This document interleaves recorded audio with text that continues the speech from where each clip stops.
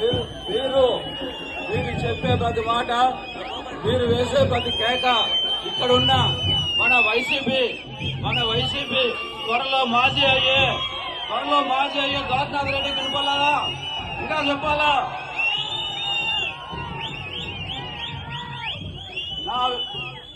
ఈ నామినేషన్ కి నా ఆహ్వానాన్ని మన్నించి విచ్చేసిన ప్రతి ఒక్క అక్కా చెల్లెలకి, ప్రతి అన్నా తమ్ముడికి, అవ్వాతాతలకి మరియు నా తంబాలపల్లి నియోజకవర్గంలో ఉన్న జన సైనికులకు, తెలుగుదేశం కార్యకర్తలకు, నాయకులకు, బీజేపీ నాయకులకు, కార్యకర్తలకు పేరు పేరున ధన్యవాదాలు, పాదాభివందనం చేస్తున్నాను.